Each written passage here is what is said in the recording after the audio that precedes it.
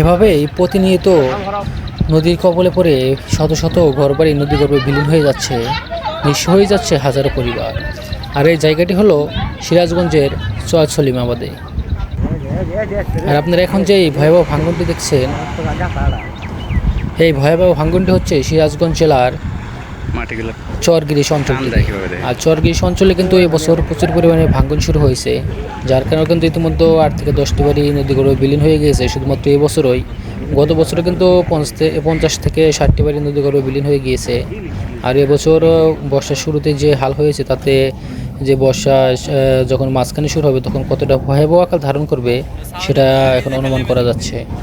আর এই জায়গাটি হচ্ছে সিরাজগঞ্জের বাহুকা অঞ্চলে।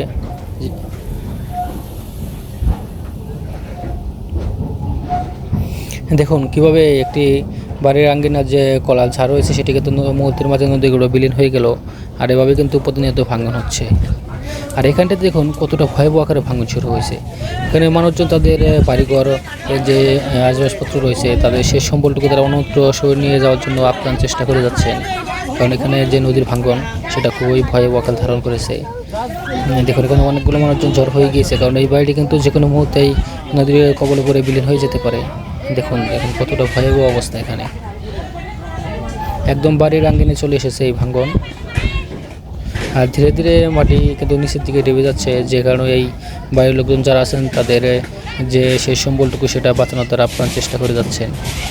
আপনারা একবার দেখুন যে এখানে কতটা ভয়াবহ পরিস্থিতির সৃষ্টি হয়েছে। যে কোনো মুহূর্তে কিন্তু এই বাড়িটি নদীগর্ভে বিলীন হয়ে যেতে পারে।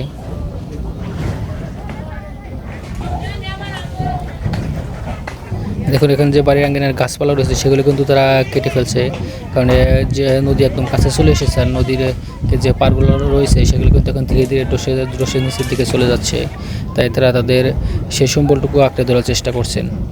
এখানে পানির যে ঘূর্ণন রয়েছে সেটা ধীরে ধীরে বাড়তেই চলেছে, আর মাটি ধীরে ধীরে নিচের দিকে ডেবে যাচ্ছে। যেহেতু এই অঞ্চলগুলোতে কিছুদিন আগেও অসংখ্য জিও ব্যাগ ফেলা হয়েছিল, তারপরে কিন্তু এখানে এই ভাঙ্গনটাকে আটকানো যাচ্ছে না। আর সবেমাত্র নদীর পানি বৃদ্ধি পাওয়া শুরু করেছে, তাতেই এই পরিস্থিতি। আর এই জায়গাটা হচ্ছে সিরাজগঞ্জ জেলার চৌহালি, যে বড় চৌহালি অঞ্চলটি রয়েছে সেই অঞ্চলটাতে।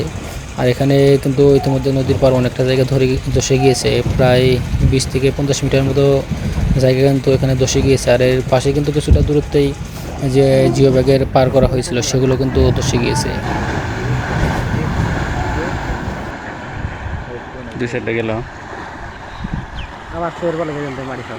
আর চরগিরিশে এবছর কিন্তু প্রতিদিনই কম বেশি ভাঙন হচ্ছে, হয় আজ না হয় কাল, সকাল নেই বিকাল নেই, যে কোনো মুহূর্তে কিন্তু এখানে ভাঙন শুরু হয়ে যায়।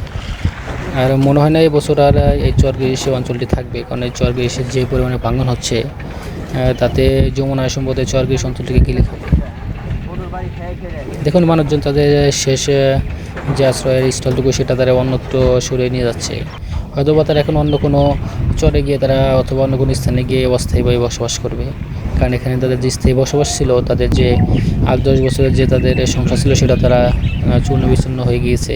কারণ নদী ভাঙ্গন যে কতটা ভয়াবহ সেটা আপনারা দেখতে পাচ্ছেন, যে একটি পরিবার কীভাবে এলোমেলো হয়ে যায়।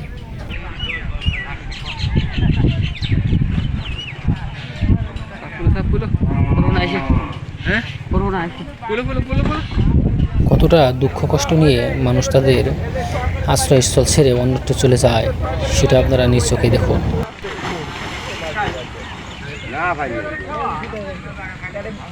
এই ভাঙ্গন কবলিতদের অসাহিত্য কি সারা জীবন এভাবেই থেকে যাবে, নাকি উপর মহলের নিকট এই ভাঙ্গন কবলিতদের হাহাকার পৌঁছাবে?